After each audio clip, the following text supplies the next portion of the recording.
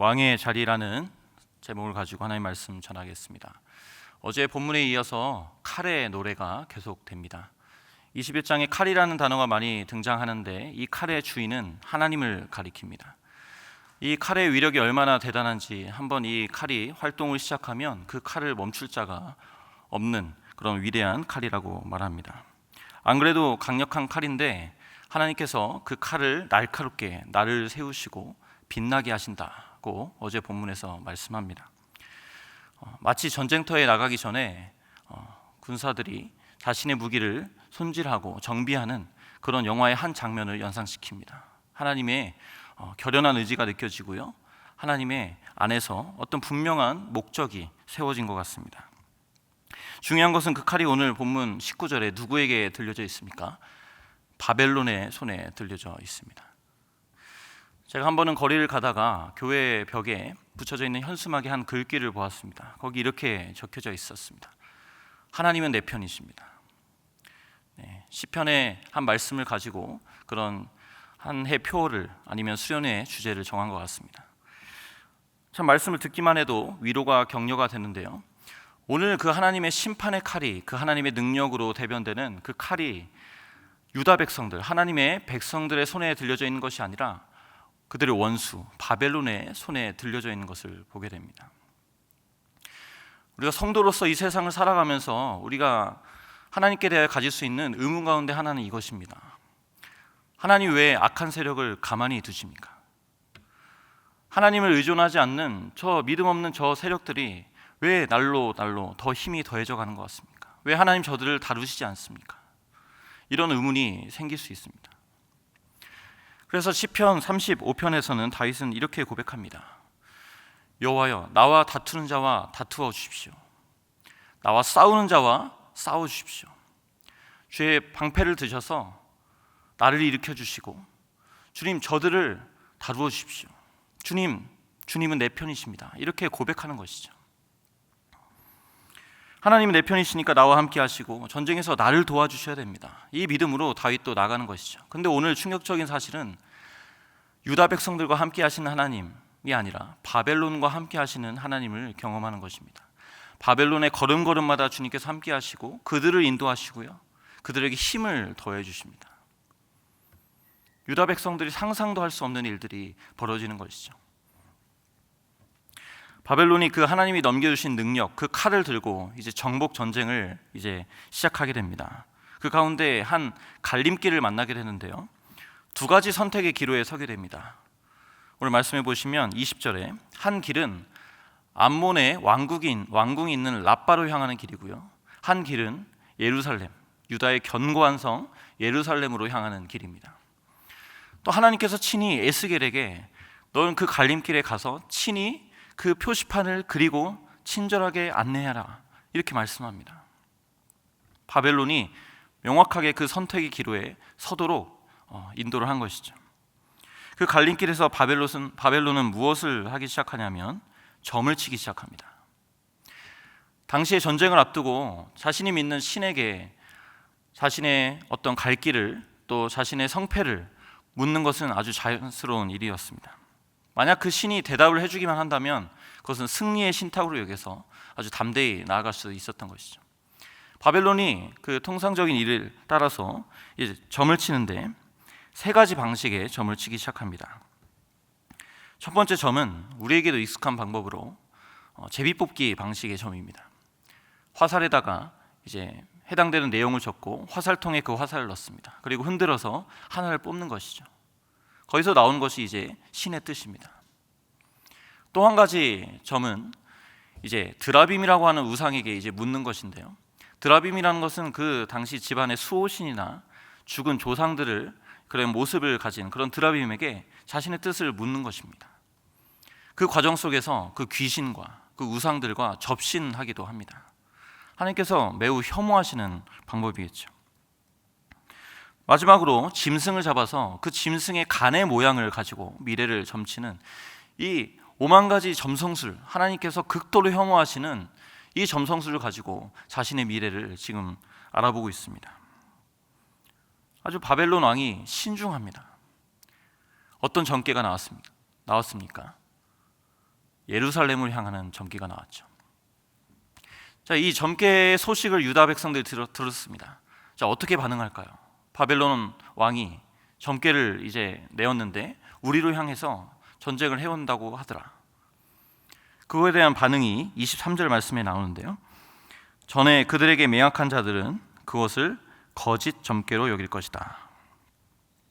여기 맹약한 자들은 유다 백성들을 말합니다.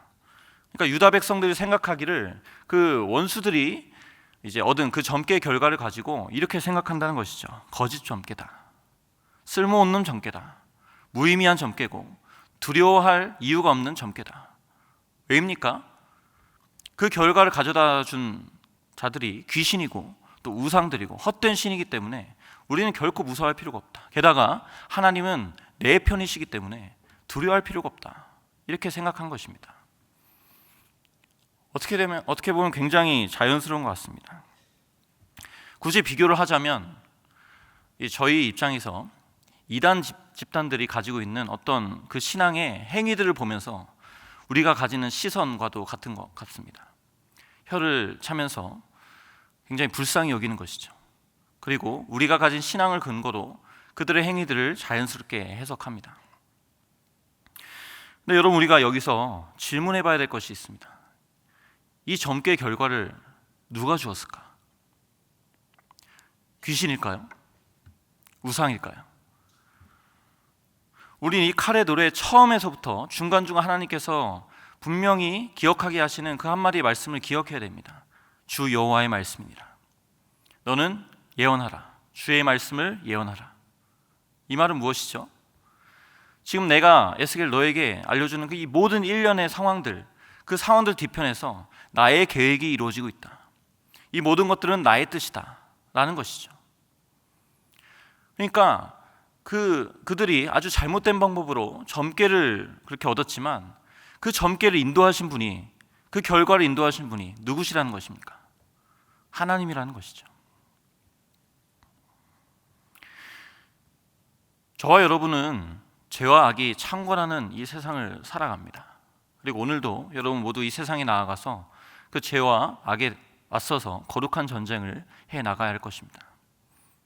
그런데 우리가 그 현장에서 기억해야 되고 주의해야 할 것이 하나 있는데, 우리가 심판의 자리에 서지 않는 것입니다. 다시 말하면 왕의 자리, 주인의 자리에 서지 않는 것입니다. 하나님은 우리에게 주의 뜻을 가지고 분별하라고 했지, 하나님의 자리에 앉아서 세상을 판단하라고 하지 않으셨죠. 우리가 살아가다 보면 또 그런 악한 자들, 악한 세력을 바라보면서 우리가 불평을 쏟아낼 때가 있습니다.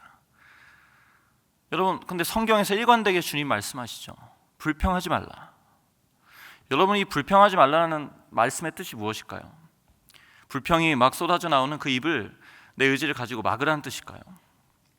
여러분, 여기서 불평하지 말라는 뜻은 불평이 나올 만한 그 모든 상황 속에서 하나님의 손이 함께하고 하나님이 이 세상 만사를 주관하고 계신다, 그 하나님을 믿음으로 불평하지 말라는 뜻이죠. 하나님을 믿으라는 것입니다. 또 그 악의 세력 앞에서 내가 주인이 돼서 그 문제를 어떻게 내가 해결해 보려고 막 안간힘 쓰면서 염려하지 말라는 것입니다. 왜죠? 이 세상 모든 만사의 키를, 그 문제 해결의 근원이 하나님께 있다는 것이죠. 그것을 믿으라는 것입니다.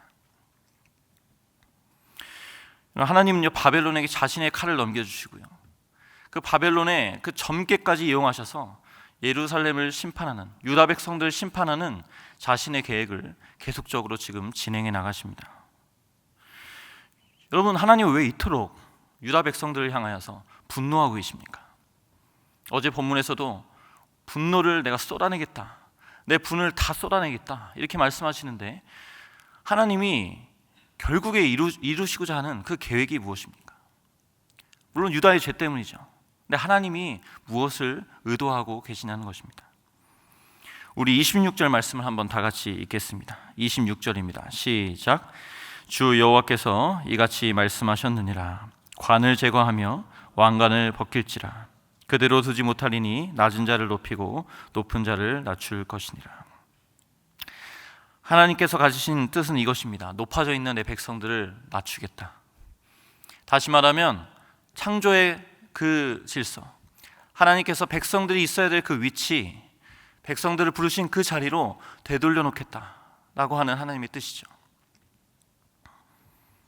특별히 하나님은 무엇을 제거하겠다고 말씀하십니까? 유다의 왕관을 벗기겠다라고 말씀합니다. 유다의 마지막 왕은 시드기야였죠. 근데 여러분, 이 말씀은 그 시드기야 왕을 향한 개인적인 차원의 말씀으로 이해하기보다 그 하나님께서 이 땅에 허락하셨던 그 왕직 자체를 심판하겠다라는 말씀으로 이해하는 것이 좋습니다. 여러분, 이 왕직이라는 것이 맨 처음에 어떻게 이 땅에 왔는지 여러분 기억하실 것입니다. 우리에게 왕을 주십시오. 그래서 하나님을 대리해서 이 땅을 통치하는 그 직분으로 이 땅에 허락하신 것이 왕직인데, 그 왕직의 지금의 결과가 어떻습니까? 처참하죠. 하나님의 자리에 앉아서 그 하나님을 대신해서 이 땅을 다스리는 것이 아니라 하나님께 반역하는 나라의 역사를 주도해 왔습니다. 여러분, 창세기 6장에 보면 아담과 하와가 범죄하고 그 결과 중에 하나가 하나님의 영이 떠나고 육신이 되었다라고 말합니다. 그러니까 하나님께 반역하고 하나님을 떠나고 하나님의 영이 없어서 계속적으로 실패하고 좌절을 반복하는 이 육신의 나라, 이 유다 백성을 하나님께서 처참하게 정복하시겠다, 반드시 정복하시겠다라는 하나님의 의지가 느껴집니다. 그 바로 다음 27절에도 그 하나님의 의지가 보이지 않습니까? 내가 엎드러뜨리고 엎드러뜨리겠다. 히브리어 비교법에서 3번 반복은 최상급을 말합니다. 유다 백성들은 지금 그 심판을 받아야 됩니다. 하나님의 뜻은 변함이 없습니다. 하나님의 의지는 단호합니다. 여러분, 참 우리가 이 말씀을 새벽에 들으면서 우리를 향한 하나님의 말씀이 아닌가, 굉장히 마음이 불편하고 이제 어려워지기도 하는데요. 바로 그 하나님의 분노 섞인 그 표현 바로 뒤에 보시면 그 절망적인 그 좌절의 끝에 서 있는 그 백성들을 향한 하나님의 작은 소망의 불씨를 볼 수 있습니다. 우리 27절 말씀을 다시 한번 읽겠습니다. 27절입니다. 시작. 내가 엎드러뜨리려니와 이것도 다시 잊지 못하리라. 마땅히 얻을 자가 이르면 그에게 주리라. 아멘. 하나님이 그 왕직을 폐위시키고 그 인간의 나라를 반드시 무너뜨리시겠지만 그 왕직의 자리를 마땅히 얻을 자가 이르면 그에게 내가 왕직을 다시 주겠다, 이렇게 약속을 하고 계십니다. 심판의 끝에서 하나님의 소망의 꽃을 피우시는 것이죠. 여러분, 우리 골로새서 1장 13절을 우리 같이 한번 읽기를 원합니다. 골로새서 1장 13절을 띄워주십시오. 같이 한번 읽겠습니다. 그가 우리를 흑암의 권세에서 건져내사 그의 사랑의 아들의 나라로 옮기셨으니. 여러분, 바울이 신자의 국적을 소개합니다. 우리 똑같은 세상을 딛고 살아가지만 우리의 하늘의 국적이 분명히 다르다고 그렇게 말씀합니다. 그것이 무엇입니까? 하나님 아버지의 사랑의 아들의 나라로 우리를 옮기셨다. 여러분, 육신에 있는 자들은 로마서 말씀에 의하면 하나님을 기쁘시게 할 수 없다, 그렇게 말씀합니다. 그렇기 때문에 하나님께서 말씀이신 그분을 육신으로 이 땅에 보내셔서 그 왕직의 자리에 합당한 자로 여기셔서 이 땅으로 보내시고 우리의 왕이 되도록 하나님께서 인도해 주셨다. 그 아들을 왕으로 삼는 모든 자들은 그 사랑의 아들의 나라로 옮긴 자들이다, 믿음의 자들이다, 이렇게 주님께서 말씀하십니다. 저는 이 사랑의 아들 예수님을 수식하는 많은 표현 중에 구주라는 표현을 참 좋아합니다. 한자로 보면 무엇이라는 뜻이죠? 구원할 구의 주인 주자입니다. 그러니까 구주 예수 그리스도라는 뜻은 무엇입니까? 어떻게 고백하는 것이죠? 예수님은 죄와 어둠에서 나를 구원하시는 분이십니다. 동시에 예수님은 나의 주인이십니다 라는 귀한 고백이죠. 그러니까 구원받은 주님의 백성들은 예수님을 주인으로 모시는 자들이라는 것입니다. 여러분, 오늘 이 새벽에 우리의 왕자를 다시 한번 주님 앞에 내어 맡기면서 우리 다시 한번 이렇게 주님 앞에 고백했으면 좋겠습니다. 예수님 나의 구원자십니다. 예수님 나의 주인이십니다. 여러분, 오늘 이 한날 이루어지는 모든 상황들 가운데서, 모든 상황 속에서 동일하게 고백할 수 있길 바랍니다. 예수님은 나의 구원자이십니다. 예수님은 나의 주인이십니다. 여러분, 오늘 세상에서 일어난 불의한 일들로 인해서 너무 낙심하지 마시기 바랍니다. 하나님께서 허락하셨던 그 칼의 도구들, 그 바벨론, 오늘 본문 읽진 않았는데 가장 마지막 30에서 32절에 보시면 하나님께서 이런 말씀을 하십니다. 하나님의 칼을 그 칼집에 다시 꽂을지어다. 이 말씀은 무엇이죠? 심판의 도구로 사용하셨던 그 바벨론도 하나님이 그 힘을 걷어가시면 아무것도 아니라는 것입니다. 하나님이 다 때가 있다는 것이죠. 높은 자리에 있어서는 안 될 자를 낮추시고, 낮은 자리에서 그 사랑의 아들의 나라에서 그 믿음으로 하나님께 충성하며 순종하면서 나아간 자들을 하나님께서 때가 되면 높이시겠다. 이 하나님의 말씀이 우리 가운데 임하는 것입니다. 말씀 마무리하겠습니다. 오늘 이 예배를 마치고 여러분 또 세상에서 각양각색의 힘을 마주하게 될 것입니다. 또 여러 상황들을 만나게 될 것입니다. 그 자리에서 여러분의 하늘의 국적을 다시 재확인하시기 바랍니다. 여러분의 왕이 누구신지 다시 한번 확인하시기 바랍니다. 그리고 여러분의 마음 가운데서 이런 찬양이 터져나오게 되길 소원합니다. 주님이 나의 힘이십니다. 주님이 나의 주인 되십니다. 주님 감사합니다. 주님 찬양을 받아주십시오. 주님은 나를 구원하실 분이십니다. 그 믿음을 하나님 기뻐하시고요, 그 믿는 자의 편이 되어 주십니다.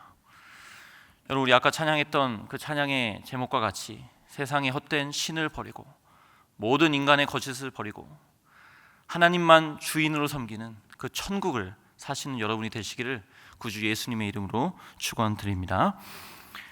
우리 같이 한번 이 시간 들은 말씀을 기억하시면서 하나님 아버지 앞에 기도하시고 또 여러분이 가지고 나온 개인의 제목을 가지고 기도하시다가 세상 가운데로 나가겠습니다. 함께 기도하시겠습니다. 하나님 아버지, 감사를 드립니다. 하나님, 오늘 말씀을 통하여서 하나님 우리 가운데 진정으로 계획하고자 하시는 것이 무엇인지 알려주셔서 감사합니다.